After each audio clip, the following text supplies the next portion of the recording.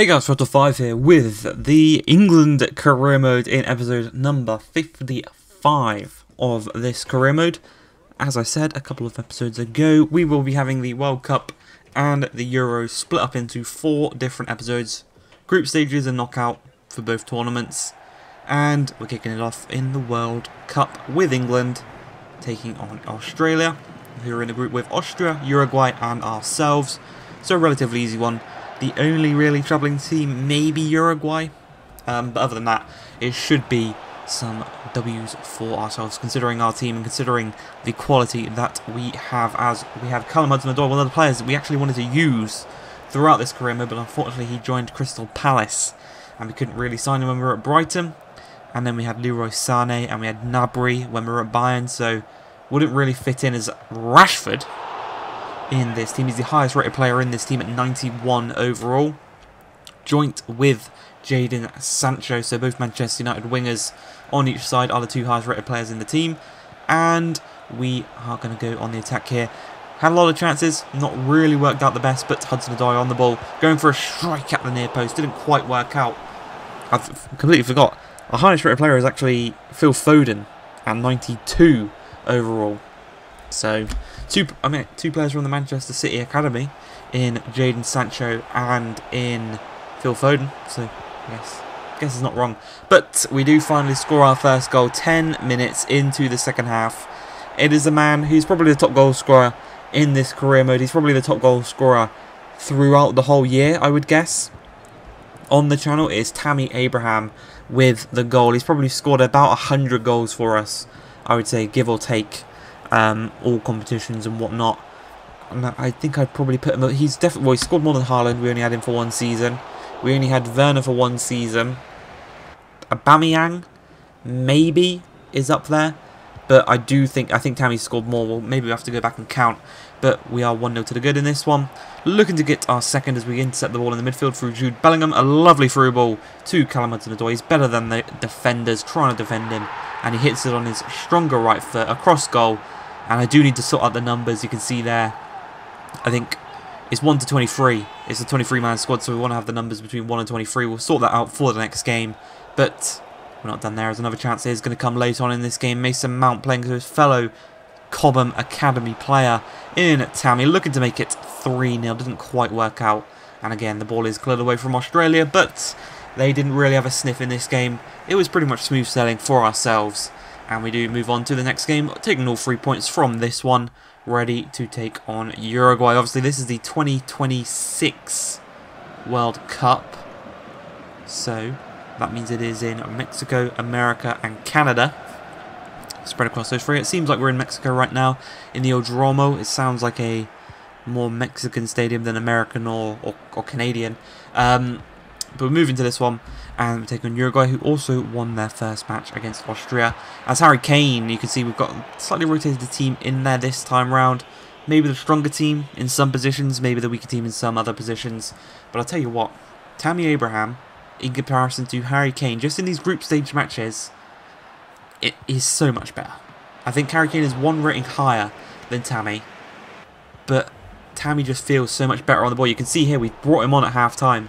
After the scores being 0-0 level, as Harry Kane couldn't really have his chances, as we are also playing Trent Alexander-Arnold in the midfield in this one. We're trying that one out and playing Reece James or Tariq Lamptey at right back, depending on who is kind of, well, they're both 89, so it's just kind of depending. This time we're playing Reece James, maybe next time we'll play Tariq Lamptey, but we're in the 70th minute. It's still 0-0. Declan Rice does keep this ball in nicely and continues the passage of players. Joe Gomez on the ball, knocking about, trying to find some space behind White, another one of our former players. Drills it outside to Rashford. Rashford to Phil Foden, turns his man brilliantly into Tammy, holding it up, back through to Phil Foden, back to Tammy, and our first goal scorer in the last game is also our first goal scorer in this one. 74 minutes into the game. In a game that seemed like it was going to end 0-0, Tammy Abraham is the deciding factor, and he does get the floodgates opened as we look to get number 2 as Rice on the ball, charging forward from his defensive midfield position. He's got Phil Foden to the one side, he's got Jude Bellingham to the other. Didn't quite work out his initial shot, and it is going to keep the scores at 1-0. You can see we've got a player down there. That is going to be Joe Gomez. He's only going to be out for 5 days though. Only a bruised shoulder. Probably the most classic injury in this save. Sorry, it wasn't Jude Bellingham last time around. It was Trent Alexander-Arnold. Jude Bellingham played in the previous game, but Trent goes for the shot, didn't quite work out, and the scores are still 1-0 to the good. As the final passage of players here, the 1-0 victory is going to be confirmed. 6 points for ourselves, and we all but confirm us going into the next round of the World Cup. As you can see here, a win today will confirm it, but a win from... well, we can finish second. That is the worst we can do there. As you saw, we're on 6 points. If Austria win here today, they will be on 4 points, so they cannot catch us.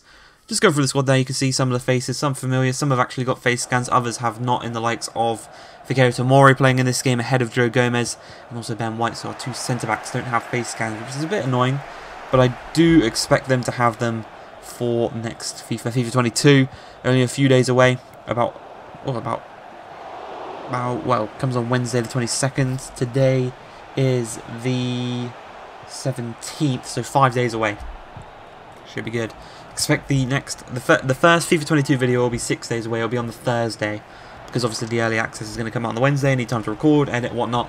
So get excited for that one. We have plans for actually on Wednesday. We will release the starting plans for our FIFA 22 kind of career mode. What we're going to do for the start of the year. But again, going back to this one, we're struggling to score goals in the first half.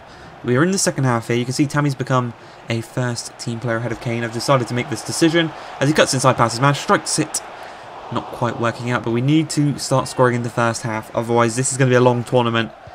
And we might even go to extra time a couple of times throughout because of our scoring tendencies. But Mason Mount, out on his right-hand side, he's an 88 rated. He's playing for Borussia Dortmund in this save, and just before the hour mark, charges past his man with ease, skips into the box across to Phil Foden, turns onto his stronger left foot, tucks it past the goalkeeper, and we are 1-0 to the good through Phil Foden, the number 7.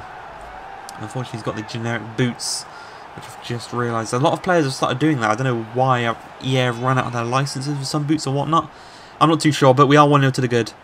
And we're just kind of putting the sprinkles on top of a very good group stage performance. We have yet to concede. We have scored quite a few goals, considering we've only played the 3 games, as we do win a penalty here. Marcus Rashford, the captain for today, because of Harry Kane being dropped. The designated penalty taker, right into that top right-hand corner. Keeper was stuck in the mud with that one. We're 2-0 up, and we are cruising. We have scored, how many goals have we scored? We've got 2 in the first, 1 in the last, 2 in this one. 5 goals in 3 games, none conceded. We progress through to the next round. We shake the Uruguay manager's hand. Unfortunately, they will finish in second place, I do believe. We're going to go through the groups now anyway, but I do believe it was second place for them. As we go see the Netherlands and Turkey will be going through from Group A. From Group B, Germany and Canada. A surprise one, obviously. They're one of the home nations. It's ourselves and Uruguay from Group C. Group D is Argentina and Italy. 2 very strong teams. Switzerland finishing top above France in that one. Denmark going out, unfortunately.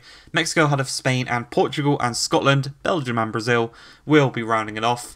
Next episode will be the knockout stages, where I will confirm the first team we play will be Italy. So we're going to get a bit of revenge for the final this year. I hope you guys have enjoyed this one. If you have, please like, subscribe, and peace.